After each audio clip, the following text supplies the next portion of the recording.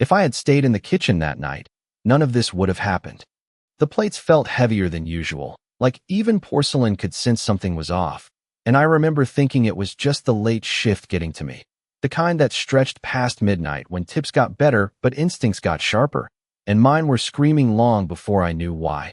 The restaurant was full, soft jazz playing, glasses clinking, people laughing like nothing in the world could touch them.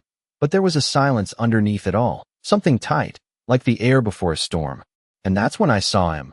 Not the man everyone else noticed, but the one they didn't, sitting too still, not eating, not drinking, just watching, his hand resting inside his jacket like he was holding on to something that didn't belong in a place like this. My heartbeat picked up so fast it felt loud in my ears, and I told myself I was imagining it, that I was just a waitress pulling double shifts.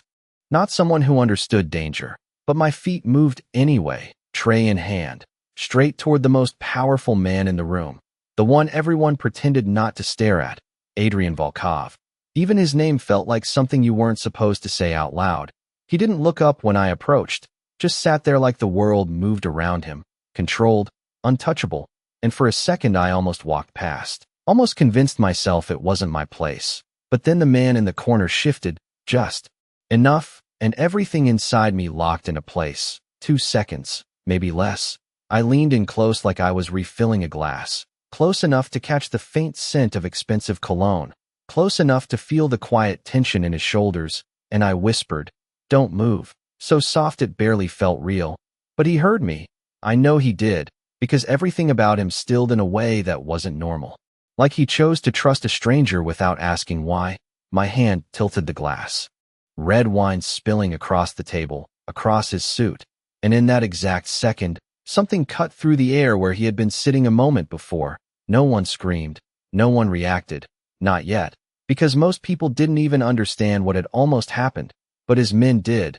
They moved fast, silent, efficient, like this was just another part of their night, and I stood there frozen, breath caught somewhere between my chest and my throat, realizing I had just stepped into something I didn't understand, something I couldn't take back. And then he looked at me, really looked at me, not like a customer, not like a man noticing a waitress, but like he was memorizing me, calculating, deciding, and I felt it, deep in my bones, that whatever line I had just crossed, there was no stepping back over it. Not now, not ever. I should have walked out the second his men closed in, but my legs would not move. Not when the entire room shifted around him like he was the center of gravity. Not when his eyes stayed locked on mine as if nothing else mattered. The music still playing, people still talking, pretending nothing had changed, but everything had. I felt it in the way the air tightened, in the way every exit suddenly seemed watched. I stepped back slowly, placing the empty tray against my chest like it could shield me from whatever I had just stepped into.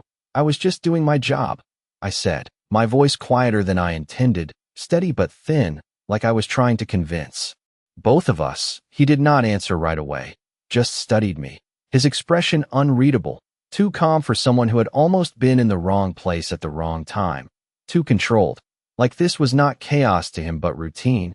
"You noticed something others did not," he said finally, his voice low, precise, every word placed carefully, and I swallowed, because that was not a thank you. That was an observation. The kind that meant he was already thinking 3 steps ahead. I shook my head, forcing a small shrug. I just got lucky. But even as I said it, I knew he did not believe me. And worse, I knew he would not forget me.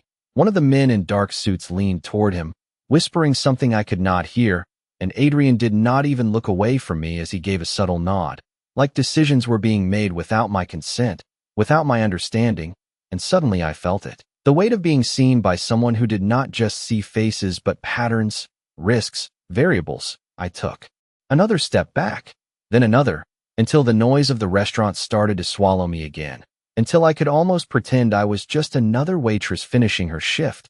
I turned, forcing myself to walk, not run, through the dining room, past the bar, past the kitchen doors swinging open with bursts of heat and noise, my heart refusing to slow down, my hands still trembling slightly as I set the tray down on the counter. "Emily, what happened out there?" Maria asked, her voice hushed, eyes wide, but I just shook my head, grabbing my bag from the hook under the register. "Nothing," I said too quickly, Just a spill. And I could feel her staring at me like she knew I was lying. But I did not stop. I pushed through the back door into the cool night air, the city quieter now, the hum of distant traffic replacing the clatter of dishes and voices. And for a second, I breathed, really breathed, like I had just stepped out of something I did not understand, something I did not want to understand. The streetlights cast long shadows across the pavement, and my car sat where I had left it, just 30 feet away. Familiar, safe, normal. I started toward it, keys already in my hand, telling myself this was over, that I could go home, take a shower, sleep, wake up and pretend none of it happened, that he would forget me the same way people like him forgot people like me. But then I saw it. The black car parked at the curb, engine running. Windows tinted too dark to see inside. My steps slowed without me meaning them to, something cold settling in my chest. Because it was not just the car, it was the timing, the way it had not been there before, the way it felt like it had been waiting, and I knew, before anyone said a word, before the back door opened with quiet precision, that walking away was never really an option, not after tonight, not after him. A man stepped out, not hurried, not aggressive, just certain, like this was already decided. Emily Carter, he said, my name sounding different in his voice, heavier, like it belonged to someone else now.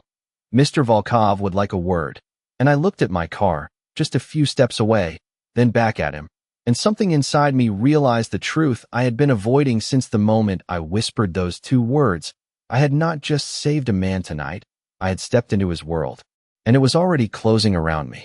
I should have said no. I should have gotten in my car and driven until the city lights disappeared in the rearview mirror, but something in the way he said my name made that impossible, like the decision had already been made somewhere beyond me, beyond logic, beyond fear. I tightened my grip on my keys, the metal edges pressing into my palm, grounding me for half a second before I forced my voice to stay steady. I think there is a mistake, I said, even though I knew there was not. The man in front of me did not react, did not argue. He just opened the back door of the car with a quiet patience that felt more unsettling than force ever could, like he knew I would get in eventually, like everyone always did. I glanced around the street, half expecting someone to notice, to interrupt, but the city moved on like it always did, headlights passing, distant sirens. People too wrapped up in their own lives to see mine shifting in real time, and that was the moment it hit me. No one was coming. No one even knew. I exhaled slowly, then stepped forward, each step heavier than the last, until I reached the car, the interior dim, shadowed, controlled, and he was there, sitting like he had never left, Adrian Volkov, his presence filling the space without effort. I hesitated for a fraction of a second before sliding in, the door closing behind me with a soft click that sounded louder than it should have, sealing something I could not undo. The car pulled away almost instantly, smooth, quiet, like the world outside did not matter anymore. I kept my eyes forward at first, watching the reflections of streetlights glide across the window, trying to slow my breathing, trying to think, but thinking felt dangerous, because every thought led to the same conclusion. I had no control here. You left quickly, his voice cut through the silence, calm, measured, like we were discussing something ordinary. I turned my head slightly, meeting his gaze for the first time since inside the restaurant, and it was the same, steady, observant, like he was still reading me. My shift was over, I replied, keeping my tone neutral, but my pulse betrayed me. I could feel it in my throat, in my wrists, in the way my fingers refused to fully relax. He noticed. I knew he did, because nothing about him suggested he missed anything. You saw the threat before my security did, he said, not as a question, not even as praise, just a fact, placed between us, and I shook my head again, more firmly this time. I saw something that did not feel right. I corrected. Anyone could have. But even as I said it, I knew that was not true, and so did he. The corner of his mouth shifted slightly, not quite a smile, more like acknowledgement. Not anyone, he said, and the way he said it made something tighten in my chest. Not fear exactly, something more complicated. Like I had just been placed somewhere I did not belong. The car turned onto a quieter street, the city noise fading just enough to make the silence inside feel heavier. Do you know what happens to people who notice things they should not? He asked, and this time, it was a question, but not one I was meant to answer lightly. I swallowed, choosing my words carefully. They learn to forget, I said, my voice softer now. And for the first time, his eyes shifted, not away, but deeper. Like that answer meant something more than I understood. That is one option, he replied, then paused, just long enough to let the weight of the moment settle. The other is that they become valuable. The word lingered in the air between us, and I felt it. The shift, the line I had crossed becoming clearer with every mile we drove. I turned back to the window, watching the familiar streets fade into unfamiliar ones, realizing I no longer knew where we were going or why. Only that I was already too far in to pretend this was nothing. I do not want to be valuable, I said quietly, more to myself than to him. But he heard it anyway, of course he did. That does not change what you are, he answered, and something in his tone made it clear this was not a negotiation, not a choice. The car slowed, then stopped in front of a building I had never seen before, tall, silent, guarded in ways that did not need to be obvious. The door unlocked beside me with a soft click, and before I could move, he spoke again, his voice lower now. Closer. Tonight changed something, he said, and I felt it, the truth in those words settling into my bones. The question is whether you understand what. I hesitated, my hand hovering near the door handle, knowing that stepping out would not take me back to where I was. It would take me further into whatever this was becoming. And for the first time since this started, I realized the truth I had been avoiding. It was not just that I had saved him. It was that he had decided not to let me disappear. I should have stayed in the car, but something in the way he said it made me reach for the handle anyway, like standing still would only make things worse. The door opened with a quiet ease and cool air brushed against my face. Sharper here, cleaner, like this place existed outside the version of the city I knew.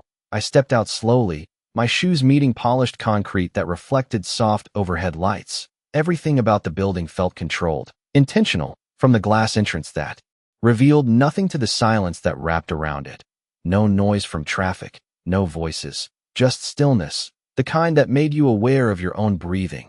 I turned slightly, half expecting him to stay in the car, but Adrian was already beside me, moving without hurry, without wasted motion, like every step had been decided before he took it, and I felt it again, that shift in the air when he was near, not loud, not aggressive, just present in a way that made everything else feel secondary.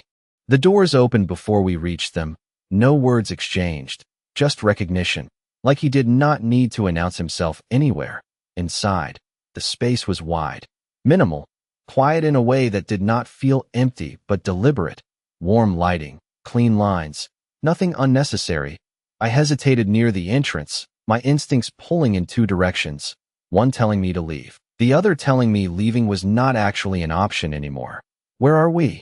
I asked, my voice softer now, not weak, just careful. He did not stop walking, just glanced back slightly, enough to know I would follow. And I did, because standing still felt worse than moving forward. Somewhere you are safe, he said. And I almost laughed at that. Not because it was funny, but because it sounded impossible. Safe was my apartment with chipped paint and a broken lock I never fixed. Safe was routine, normal, predictable. This was none of those things. This was unknown. And unknown was never safe. Safe from what? I asked, keeping pace a few steps behind him, my eyes taking in everything. Cameras placed high in corners, doors that did not look like doors until you noticed the seams, details that made it clear this place was designed for control, not comfort. He stopped then, just for a second, turning enough that I could see his expression clearly. From the consequences of noticing what you noticed, he said, and the words settled heavier than I expected, because they made it real in a way nothing else had yet. I crossed my arms without thinking, grounding myself. And if I had not noticed anything? I asked, even though I already knew the answer. He held my gaze for a moment, then continued walking. Then you would be at home right now, and we would not be having this conversation. And something about the simplicity of that answer made my chest tighten, because it meant everything really had changed in those 2 seconds. No exaggeration, no dramatics, just fact. We reached a room at the end of the hall, the door opening quietly as we approached. Inside was not what I expected, not dark, not intimidating, just a clean, modern space. A couch, a table, a window overlooking the city, the lights stretching out like a map of everything I used to understand. I stepped inside slowly, turning once to make sure the door was still open behind me. It was, but that did not make it feel like an exit. "You can sit," he said, not commanding, just stating, and I realized he had not raised his voice once, had not needed to. Everything about him suggested control without effort.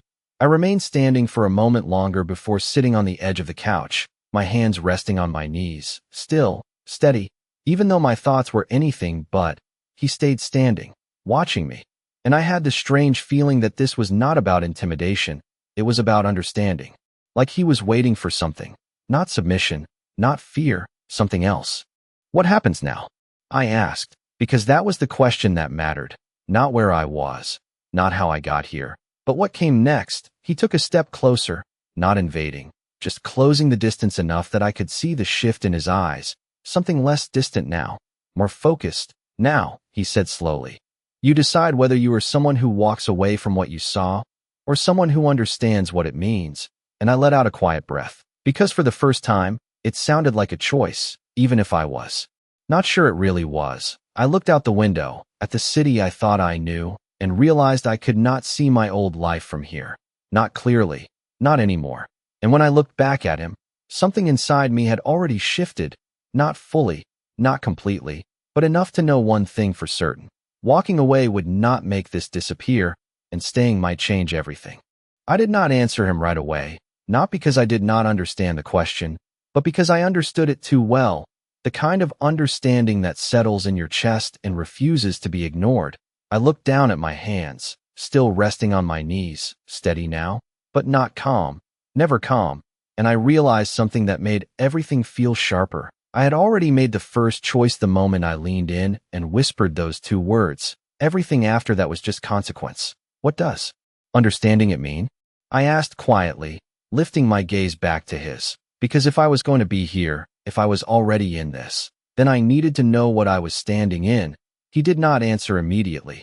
Instead, he walked past me toward the window, his reflection blending with the city lights beyond it.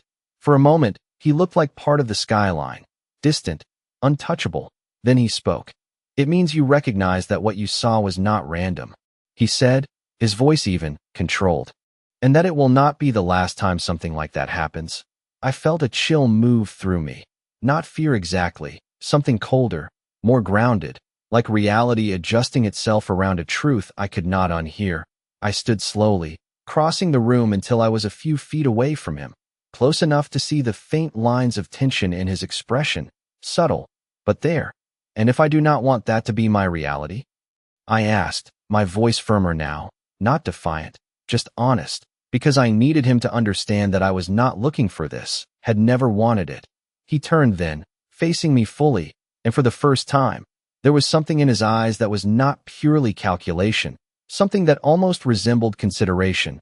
"One has very little to do with it," he said, and I let out a breath I did not realize I was holding, because that answer felt like a door closing quietly behind me, not slammed, not forced, just closed. I looked away for a second, toward the door, still open, still technically an exit, but it did not feel like one anymore. "You keep saying I have a choice," I said, glancing back at him. "But it does not sound like one." He studied me for a moment, longer this time, like he was weighing something. Then he stepped closer, not enough to invade my space, but enough that I could not ignore him. "The choice is not whether this happened," he said. "The choice is what you do with it." I frowned slightly, trying to piece that together, trying to find where I fit into that statement. "And what exactly am I supposed to do with it?" I asked, because I needed something concrete, something that felt like direction instead of implication. His gaze did not waver. "You learn," he said simply, and the word landed heavier than it should have, because it carried more than it sounded like. Learn what? Learn how? Learn why? All the questions layered underneath it. Learn what? I pressed, and for a brief moment, something shifted in his expression again. Not impatience, not frustration, something quieter, like he was deciding how much to say. "How to see what others miss," he answered. "How to understand what you are walking into before it happens." And I felt it then. The shift inside me, subtle but undeniable, because part of me recognized the instinct that had pushed me forward in the restaurant, the awareness I had tried to dismiss as luck. "And why would you help me with that?" I asked, narrowing my eyes slightly, because nothing about this felt free, nothing about him suggested generosity without purpose. He held my gaze, and this time, there was no hesitation, no pause. Because you already did it once, he said. And people who can do that are rare. The word rare echoed in my mind. Uncomfortable, unfamiliar, like it did not belong to me. I shook my head slightly. I am a waitress, I said, more to remind myself than him. I carry plates. I take orders, that is. My world. He stepped even closer now. Just enough that his voice lowered without needing to. That was your world. He corrected, and the certainty in his tone made something tighten in my chest again. Not fear, not entirely. Something like realization. I looked at him, really looked this time, at the calm, the control, the quiet authority that did not need to be proven, and I understood something I had been avoiding since the moment I got into that car. This was not temporary. This was not a misunderstanding. This was a shift. A line crossed that did not fade with time. And if I say no? I asked. Even though the question felt smaller now, less solid than it had before, he did not smile, did not react the way I expected. He just watched me, steady, certain. Then you leave, he said, and for a second, everything stilled, because that sounded like freedom, like an answer I had been waiting for. But then he added, quietly, almost gently, and you spend the rest of your life pretending you do not see things the way you do. And that was the moment it hit me. Not like a shock, not like a blow, but like something settling into place, heavy and undeniable, because I knew he was right. I had seen it, felt it, and I could not unsee it, could not go back to not knowing. I looked down again, then back up, my breath slower now, steadier, and I realized the truth I had been circling since this began. This was never about him forcing me into something. It was about him recognizing something in me before I did, and giving it a name I could not ignore. Silence stretched between us after his last words. Not empty, not uncomfortable, just full, like something had shifted into place and neither of us needed to rush past it. I exhaled slowly, turning my gaze back toward the city lights outside the window, trying to anchor myself to something familiar. But the view felt different now, like I was looking at a version of the world I had only ever passed through without noticing. So you are saying I cannot go back? I said quietly, not as a question, more like I was testing the truth out loud. He did not answer immediately, but I felt his attention sharpen, the kind that made you aware of every word you chose next. You can go back, he said finally, his tone steady, but it will not feel the same. And that was somehow worse, because it meant the door was not locked. It was just meaningless. I let out a small breath, almost a laugh, but without humor. That is not really a choice, I murmured, and he did not disagree this time, which told me more than any explanation could have. I turned fully to face him again, crossing my arms lightly, not defensive, just holding myself together. What happens if I stay? I asked, because if I was already this far in, then I needed to understand the path forward, not just the one behind me. He studied me for a moment, longer than before, like he was measuring not just my words but the weight behind them. Then he stepped closer, closing the distance just enough that I could feel the quiet intensity of his presence without it overwhelming me. If you stay, he said, you learn to trust what you noticed tonight. His voice was lower now, more focused. You stop questioning it, stop dismissing it, and you sharpen it until it becomes something you can rely on. I frowned slightly, trying to process that, because it sounded simple, but it was not. It was asking me to change how I saw everything. And what does that make me? I asked, my voice softer now. Because that question mattered more than I expected, he did not hesitate this time. Aware, he said, and the words settled differently than I expected. Not heavy, not threatening. Just clear. I looked down for a second, letting that sink in. Aware, not powerful, not important, just aware, and something about that felt more real, more grounded. I lifted my gaze again, meeting his eyes. And what does that make you? I asked, because if I was stepping into this, then I needed to understand him too. Not just the situation, not just the rules, but the person standing in front of me. His expression did not change, but there was a subtle shift in his posture, like he recognized the question for what it was. Someone who cannot afford to ignore what others miss, he answered. And there was something in his voice this time, something quieter, less distant, like a truth he did not offer often. I held his gaze a moment longer, then nodded slowly, because for the first time, this did not feel like being pulled into something unknown. It felt like being shown something that had always been there, just out of reach. And tonight, I said, my voice steady now. You think I crossed into that? He tilted his head slightly, not in doubt, just acknowledgement. You already did, he said, and the certainty in his tone left no space for argument. I took a slow breath, then another, feeling the weight of that settle in my chest, not crushing, just present, like something I had to carry whether I wanted to or not. I turned away from him again, pacing a few steps toward the center of the room, my thoughts moving faster now, not panicked, just active, searching, adjusting. If I stay, I said after a moment, this is not temporary, is it? I did not phrase it as a question, but he answered anyway. No, he said simply, and I nodded once, because that was the answer I expected. The one that made sense with everything else. I stopped pacing, turning back toward him, and for the first time since this began, I did not feel like I was reacting. I felt like I was deciding. Even if the decision had been forming long before I admitted it, then I need to understand the rules, I said, my voice firm now, not uncertain, not hesitant, and something in his expression shifted again, subtle, but there, like he had been waiting for that exact moment. Not the answer, but the clarity behind it. He stepped closer, just one step, enough to mark the transition without overwhelming it. The first rule, he said, his voice steady, is that you pay attention, always. I nodded slowly, because that part one understood already, had proven it without meaning to. The second, he continued, is that you do not ignore what your instincts tell you, even when it is inconvenient. I let out a small breath, because that felt harder, more personal, like it required trust in something I had spent years dismissing. And the third, he said, his gaze holding mine, is that you do not walk into situations you do not understand without knowing who you can rely on. The words lingered in the air between us, and I felt it, the implication beneath them, not forced, not demanded, just there. I met his gaze steadily, not looking away this time. And who can I rely on? I asked. Even though part of me already knew the answer, he did not smile, did not soften the moment. He just held my gaze with that same quiet certainty. Right now, he said, you rely on me. And something in my chest tightened, not fear, not resistance, something more complicated, because I realized this was not about control. It was about proximity, about being pulled into a world where trust was not given freely. But once it was, it changed everything. I nodded once, slowly, not fully accepting it, not fully rejecting it, just acknowledging that the line had been drawn, and I was already standing on one side of it.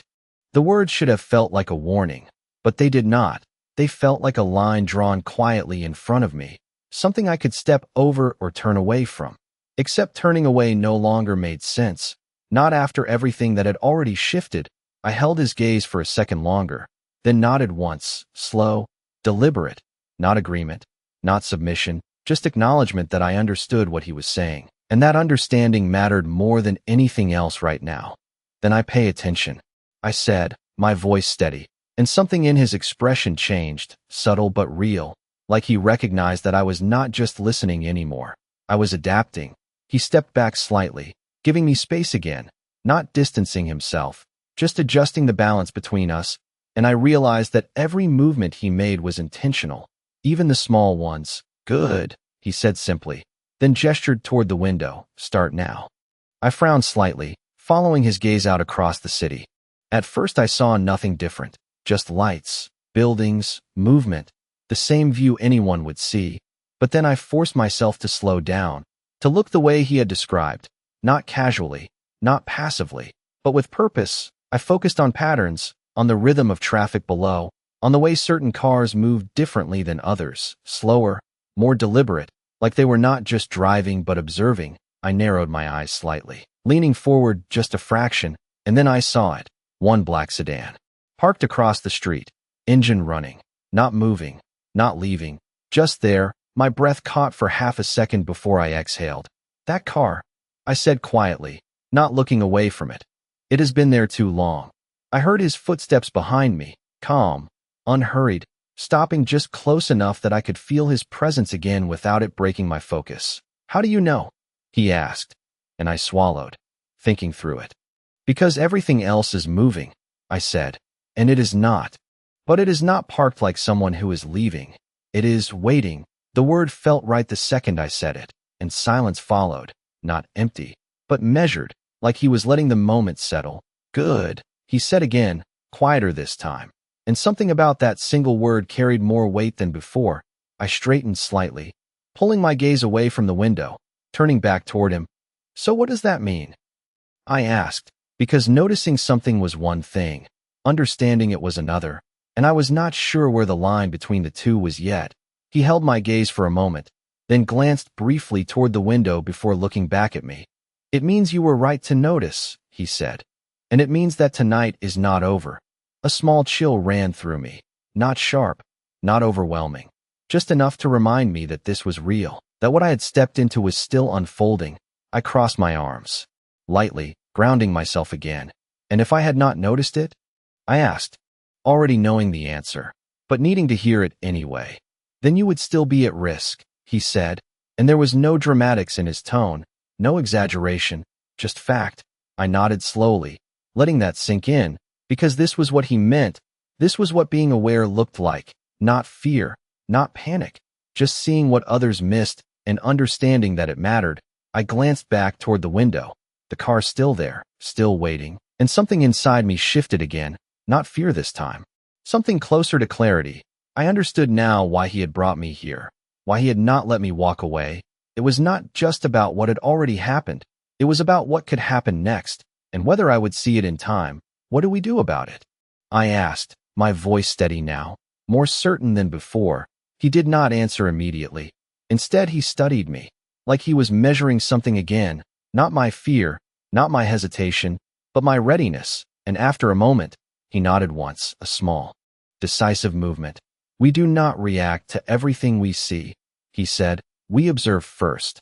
I frowned slightly, because that went against instinct, against the urge to act, to fix, to respond. "So we wait," I said, more statement than question, and he inclined his head slightly. "We understand," he corrected, and I let out a small breath, because that felt different. Waiting was passive, understanding was active. It required attention, intention, control. I looked back out the window again, focusing on the car, on the subtle details I might have missed before, the way the headlights dimmed slightly, the faint shift of movement inside. And for the first time, I did not feel overwhelmed by it. I felt focused, like the noise of everything else had quieted just enough for me to see clearly. "And if it moves?" I asked, not looking away, and his answer came without hesitation, calm, certain. "Then we decide if it matters." I nodded slowly, because that was the part one was still learning. Not everything required action, not everything required fear, just awareness. And I realized something then, something that settled deep and steady. This was not about stepping into his world completely. Not yet. This was about learning how to stand in it without losing myself, how to see without being consumed by it.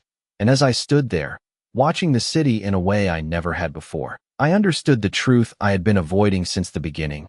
This was not just happening to me. I was changing with it, piece by piece, moment by moment.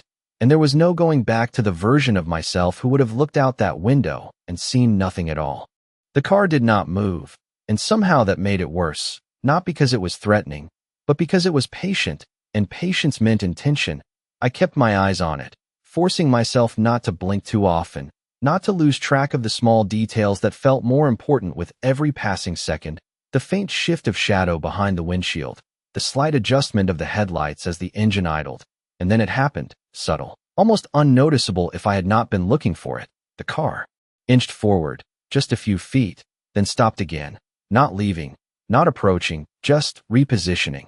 I felt my breath slow instead of spike, which surprised me, because a part of me expected fear, but what I felt instead was focus, clearer than anything I had experienced before.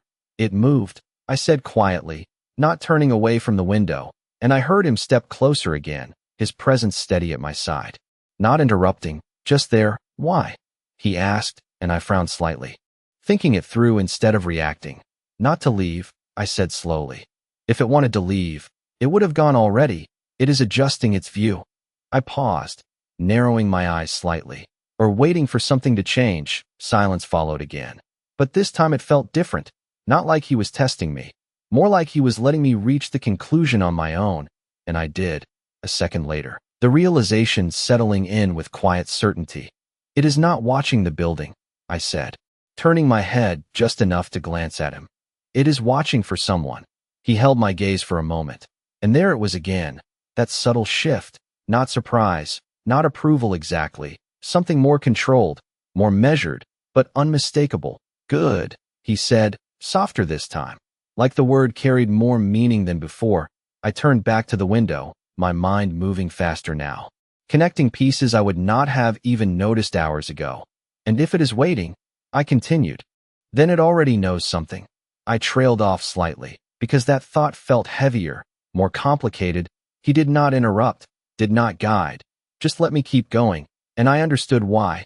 This was not about giving me answers, it was about teaching me how to find them. It knows you are here, I said finally, my voice quieter now, because saying it out loud made it real in a way I could not ignore. The room felt still behind me, not tense, just aware, like everything had aligned around. That single realization, possibly, he said, and the calm in his voice did not match the weight of the situation, which told me something important. This was not new to him. This was not unexpected. It was just another variable to consider. I turned fully then, facing him again, my arms dropping to my sides as I processed everything. And you brought me here anyway, I said, not accusing. Just stating what was obvious now. His expression did not change, but his gaze held mine steadily. Yes, he said, and there was no hesitation, no attempt to soften it, just truth. I let out a slow breath, nodding once, because strangely, that honesty made it easier to accept, not harder. Because you wanted to see if I would notice, I added, and this time, there was a slight shift in his posture, almost imperceptible, but enough, partly, he admitted, and I felt something settle inside me again, not fear, not doubt, something closer to clarity. I turned back to the window one more time. The car still there, still waiting, but now it looked different, not just a shape in the distance, not just a detail I happened to catch. It was a piece of something larger, something I was starting to understand. So what now? I asked, my voice steady, grounded, and he stepped forward, close enough that I could feel the quiet weight of his presence again. Now you decide if you trust what you see, he said, and I frowned slightly, because that felt like a question I had already answered. But not completely, not fully. And if I do? I asked, turning back to him, meeting his gaze without hesitation, and this time, there was no pause in his response, no space for doubt. Then you stop thinking like someone who hopes things are harmless, he said, and you start thinking like someone who knows they are not. The words settled deep, heavier than anything he had said before, not because they were dramatic, but because they were simple, undeniable. I held his gaze for a second longer, then nodded slowly, because I understood. Now, not everything, not yet, but enough. Enough to know that what I was seeing mattered, that what I felt was not something to ignore. I turned back toward the window, my focus sharpening again, and as I watched the car in the distance, I realized something that changed everything. It was not just waiting, it was waiting for a moment, a shift, an opening, and for the first time, I understood that I was no longer just observing the situation. I was part of it, whether I wanted to be or not. I kept watching the car, but something inside me had already shifted past simple observation. It was not just about what it was doing anymore. It was about why it had not acted yet, and that question stayed with me, steady, persistent. It is waiting for something specific, I said quietly, almost to myself, and this time I did not need him to confirm it. I could feel it in the pattern, in the restraint, in the way nothing about it was random. I turned slightly, glancing at him. Not just you, I added, because that thought had been forming slowly, piece by piece, something connected to you. He did not answer immediately, but I saw the subtle shift in his gaze, not surprise, not doubt, something closer to acknowledgement, and that told me enough. I looked back out the window, my focus narrowing again, forcing myself to see more, not just the car, but everything around it, the street, the buildings, the flow of people. And then it clicked, not loudly, not dramatically. just a quiet alignment of details that suddenly made sense. It is not just waiting, I said, my voice steadier now, more certain. It is expecting movement from here. I pointed slightly toward the building without turning fully. From this entrance, silence followed, and I felt it again, that weight of being right in a way that mattered, not just observation, but understanding. He stepped closer then, just enough that I could feel the shift in the room again, the focus tightening. Explain, he said, and there was no pressure in his tone, just expectation, and for the first time, I did not hesitate. If they only wanted to watch you, they would have positioned differently, I said, my thoughts moving clearly now, each piece connecting to the next, closer, with a better angle. But they stayed at a distance, which means they are not just watching. They are waiting for a moment when something changes. I paused briefly, glancing at him again, making sure I was not missing something. But he said nothing, so I continued.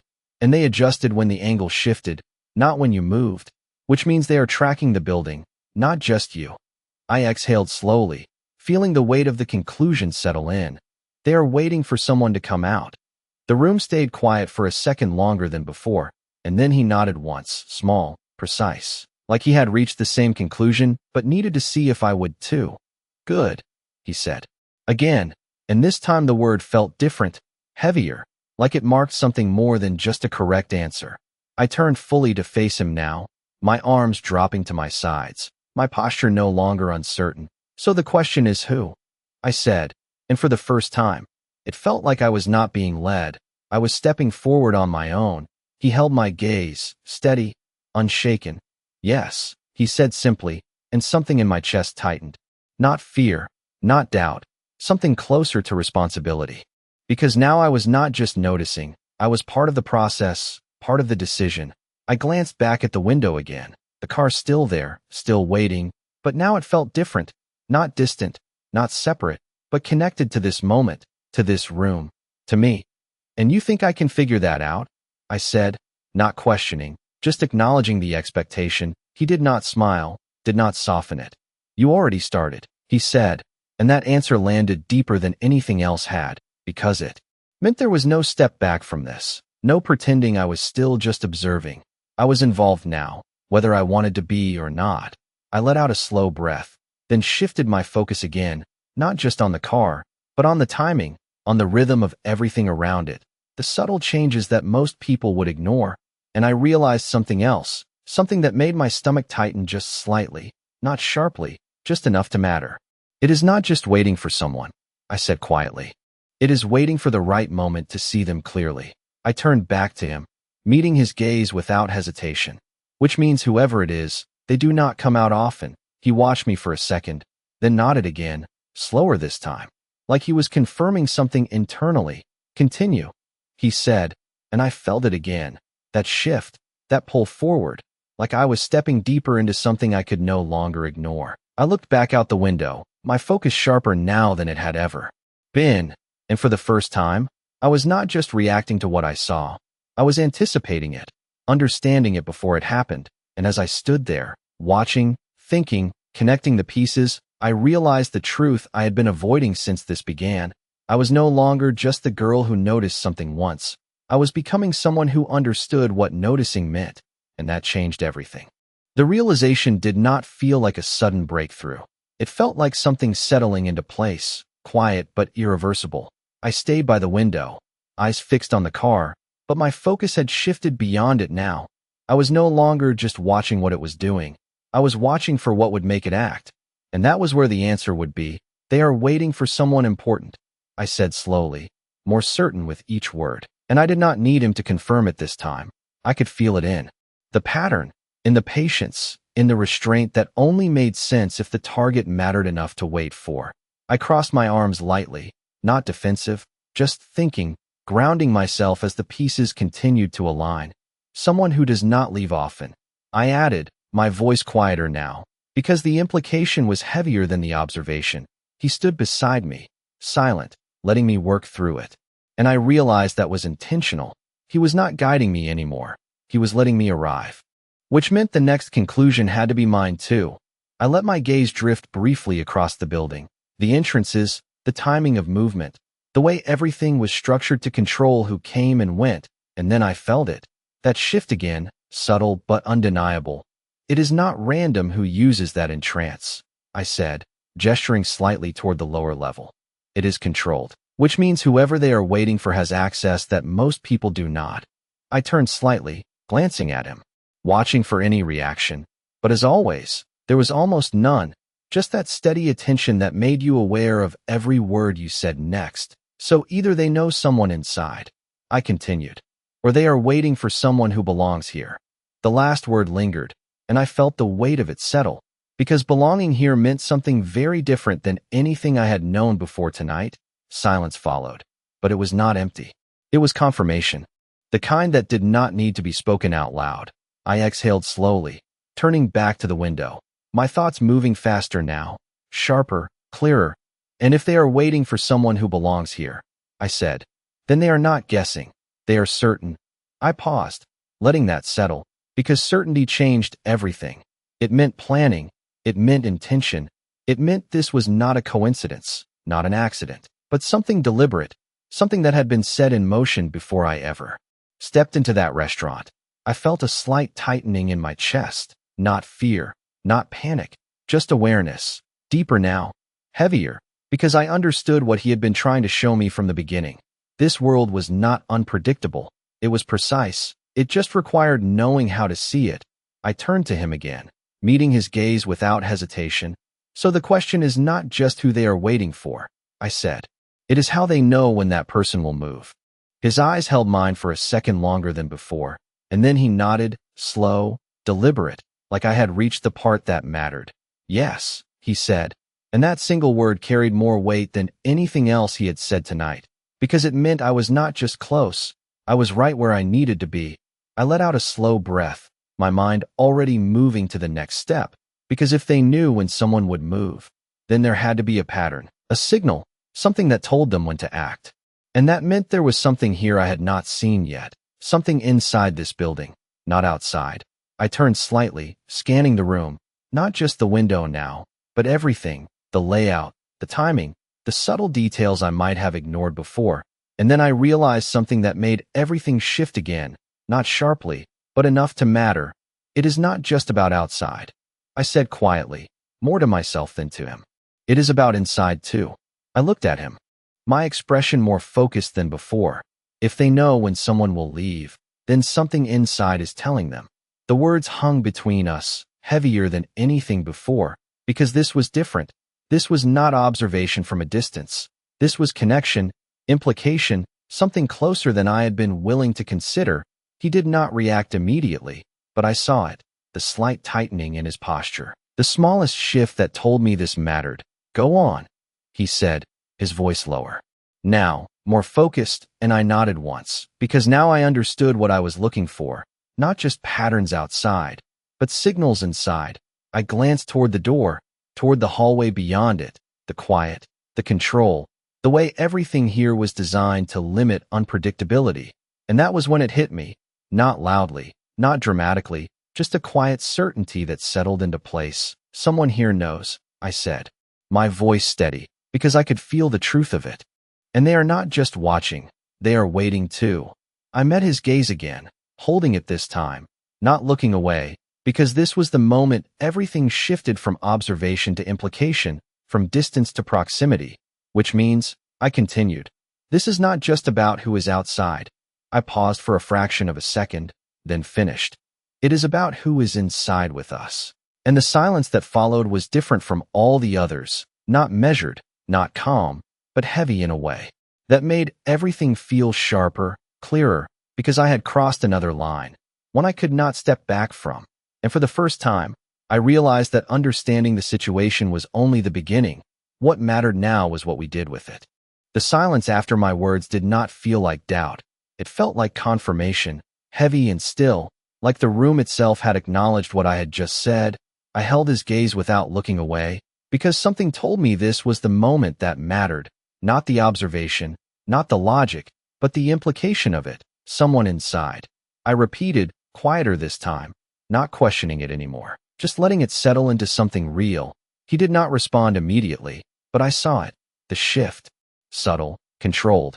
But there, like a piece of information had just aligned with something he already suspected, and that told me everything I needed to know. I exhaled slowly, turning my attention away from him and back toward the room.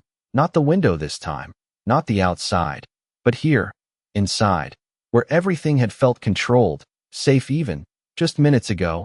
Now it felt different, not unsafe, not chaotic, just layered. Like there was more happening beneath the surface than I had realized. I took a few steps forward, slow, deliberate, my eyes scanning details I would have ignored before. The placement of the furniture, the quiet hum of the ventilation system, the faint reflection of movement in the glass panel near the door. Everything suddenly felt like it could matter. If someone inside is signaling, I said, my voice steady now, more grounded, then it would not be obvious. I paused, thinking it through, because nothing about this situation suggested carelessness. It would be subtle, something that looks normal. I glanced toward the hallway, the open door framing a space that looked empty, but no longer felt that way. Something that blends in. He stepped closer then, not interrupting, just aligning himself with my line of thought, and I could feel it, that quiet shift again, not control, not pressure, but attention, focused and precise. What kind of signal? He asked. And this time his voice carried something different, not instruction, not testing, but engagement. Like this was no longer just about seeing if I could follow.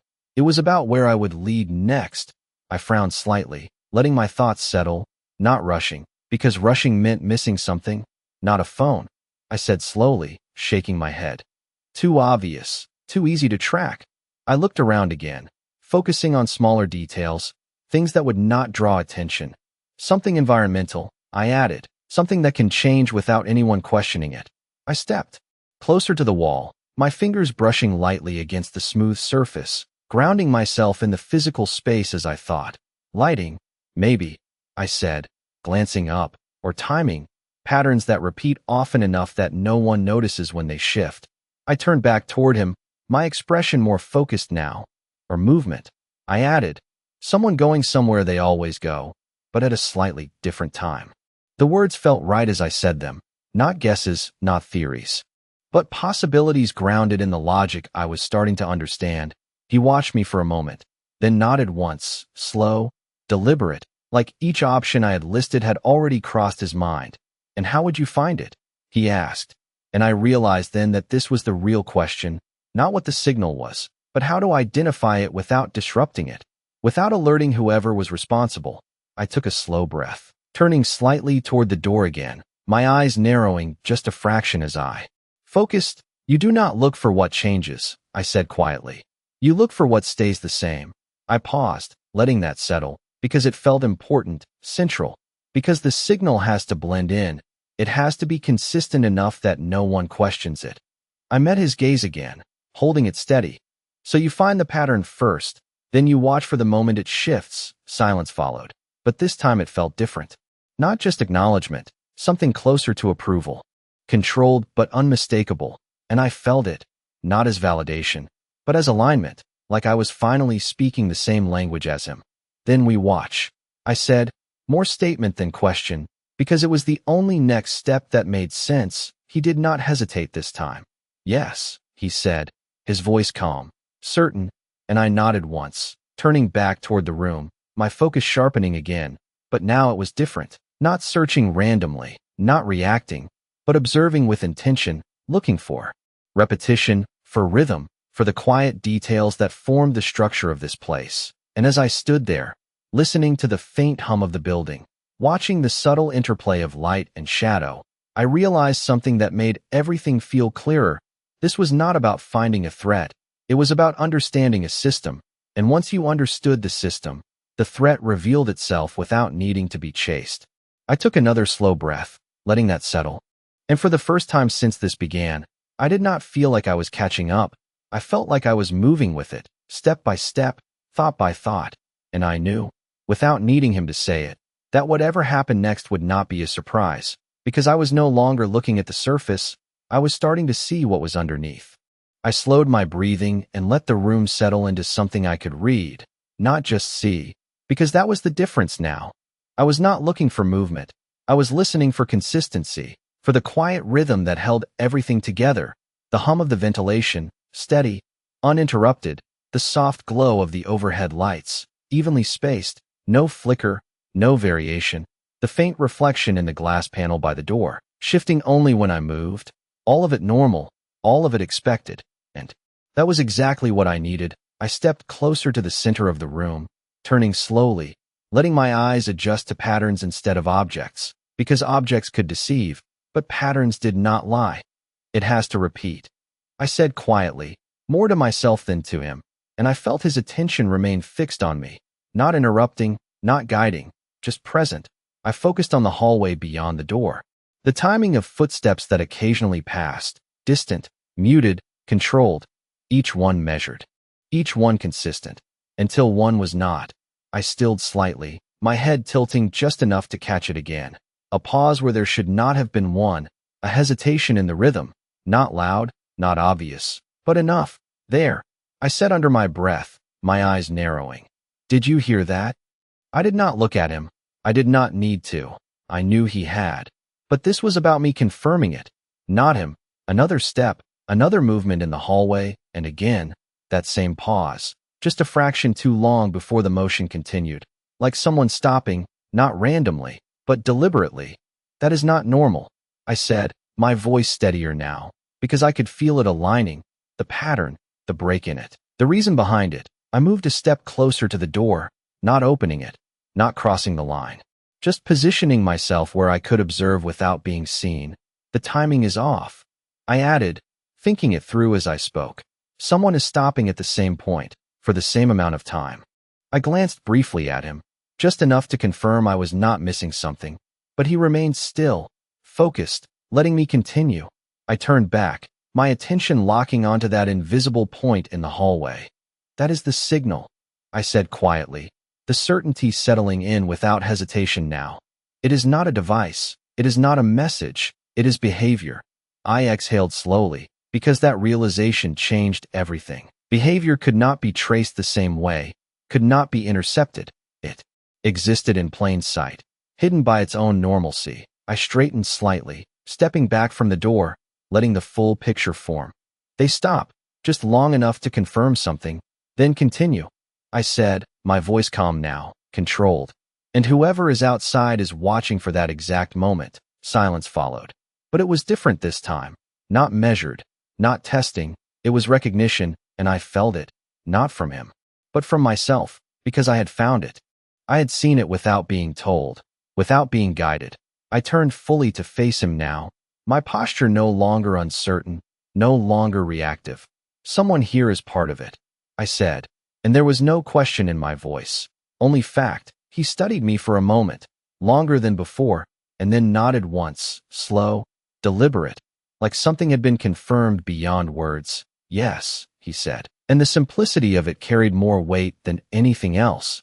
I held his gaze, steady, because now the situation was clear, not completely, not fully, but enough to understand the structure of it, the layers, the connection between inside and outside. I took a slow breath, grounding myself again, because the next part mattered more than anything before. So what happens now? I asked, and this time, it was not uncertainty driving the question, it was awareness, because now I understood the system, and understanding meant responsibility. He stepped closer, just one step. Enough to shift the space between us, not closing it, just defining it. Now, he said, his voice calm, controlled. We let them believe we have not seen it. I nodded slowly, because that made sense, because reacting too soon would break the pattern, would alert whoever was inside, would collapse the structure before we understood it fully. I glanced back toward the door, toward the hallway, where the pattern would continue, unnoticed by everyone except us. And then, I asked, already knowing the answer would not be simple. He held my gaze, steady, unshaken. Then we decide who is worth trusting, he said, and something in my chest tightened again. Not fear, not doubt, something deeper, because that question was no longer abstract. It was immediate, real, and I realized something in that moment, something that settled heavier than anything else had so far. This was not just about seeing the system. It was about choosing where I stood within it, and once that choice was made, There would be no stepping back from it. The moment he said it, I understood something that had nothing to do with the hallway, the car, or the signal. It was about me, about where I stood now, because seeing the system was one thing. Choosing a side within it was something else entirely. I did not respond right away, not because I did not have an answer, but because I knew whatever I said next would matter in a way nothing else had so far. I turned slightly, my eyes drifting back toward the hallway, where the pattern continued. Quietly, unnoticed by everyone except us, the pause, the step, the continuation, over and over again, like a rhythm hiding in plain sight. And I realized something then, something that settled deep and steady. This was not chaos. This was structure. And once you saw it, you could not pretend it was not there. You already know who it is, I said finally, my voice calm, not accusing, just stating what felt obvious now. Because he had not been surprised, not truly. He had been waiting for confirmation, not discovery. I turned to face him fully, holding his gaze, and for a moment, neither of us spoke, but the silence did not feel uncertain. It felt precise, like everything was aligning exactly where it needed to be. You wanted to see if I would find it, I added, and this time there was no doubt in my voice, no hesitation, just clarity. He studied me for a second longer, then nodded once, slow, deliberate, the same way he had all night. But this time it felt different, not like acknowledgement, but like acceptance. Yes, he said, and that single word carried more weight than anything else he had said so far, because it confirmed what I had already realized. This was never just about the situation outside. It was about me, about what I would see, what I would understand, and what I would choose to do with it. I exhaled slowly, my shoulders relaxing just slightly, not because the tension was gone, but because it had changed. It was no longer uncertainty, it was direction. I stepped closer to the window again, my eyes flicking briefly to the car still waiting outside, still patient, still controlled, and I realized something else, something that felt quieter but just as important.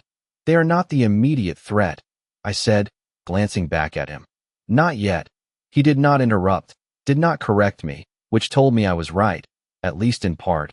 I turned fully back to him, my focus steady, grounded. The real question is what happens when the signal changes, I said, because that was where everything would shift. Not now, not in this moment of waiting, but in the moment of action. He stepped closer again, not enough to crowd me, just enough to make the space between us feel intentional, defined. And what do you think happens? He asked, his voice lower now, more focused, and I did not hesitate. Not this time. Everything moves at once, I said, the answer coming without effort. Because it made sense, because that was how systems like this worked. Not scattered, not chaotic, but coordinated, precise. I held his gaze, letting that settle between us, which means, I continued, whoever is inside is not acting alone. The words felt heavier as I said them, because they expanded the situation beyond a single person, beyond a single action, into something larger, something more structured than I had initially understood.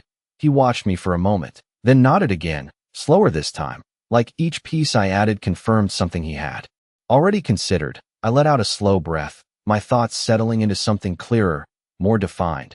So the choice is not just who to trust, I said, it is when to act. And for the first time, I felt it.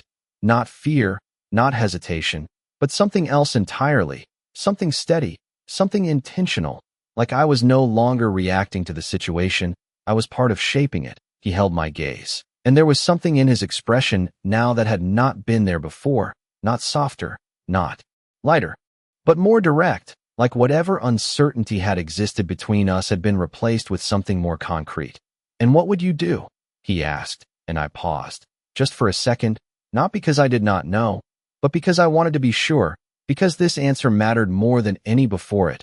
I glanced once more toward the hallway, toward the pattern, toward the quiet signal that continued as if nothing had changed, then back to him. Meeting his eyes without hesitation, I would wait, I said, my voice steady, controlled, until they believe we have not seen it. I took a slow breath, then continued, and then I would change the pattern before they can. Silence followed, but it was not empty. It was full, complete, like something had just been decided without needing to be spoken out loud. He did not smile, did not react the way I might have expected. He simply nodded once, precise, final, and in that moment, I understood something that went beyond the situation, beyond the building, beyond the people inside and outside.